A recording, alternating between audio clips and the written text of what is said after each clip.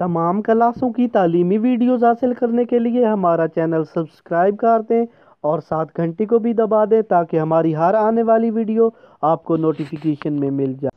اعوذ باللہ من الشیطان الرجیم، بسم اللہ الرحمن الرحیم۔ پیارے اسٹوڈنٹس، بہن بھائیو، السلام علیکم۔ اردو کا نیکسٹ لیکچر ہے ہمارے سامنے، تسلیم الرضا نظم کا آخری 5واں جو بند ہے وہ ہے: ان کے تو جہاں میں عجب عالم ہے نظیر آہ، سب ایسے تو دنیا میں ولی کام نظیر آہ، کیا جانے فرشتے ہیں کہ آدم ہے نظیر آہ، ہر وقت میں ہر آن میں خرم ہے نظیر آہ، اور جس ڈھال پہ رکھا وہ اس ڈھال میں خوش ہیں پورے ہیں وہی مرد جو ہر حال میں خوش ہیں۔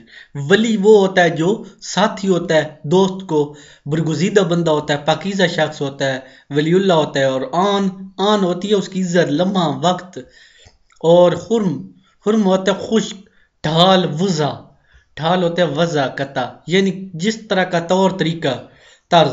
اس کی تشریح ہے: ایک مسلمان اور مومن کے نزدیک فکر و استغناء اور تسلیم و رضا ہی سب کچھ ہے۔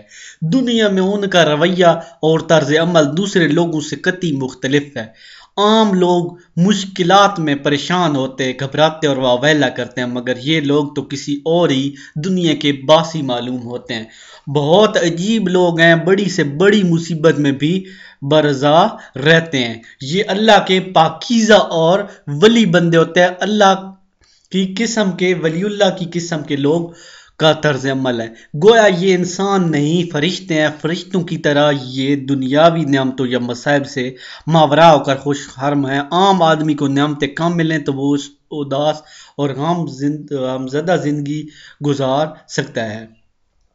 100 باتوں کی ایک بات کہ اللہ تعالیٰ ان لوگوں کو شاد رکھے یا ناشاد، دولت کام دے یا زیادہ، خوشی دے یا غم دے، ہر حال میں ہر طرح سے خوش رہتے ہیں۔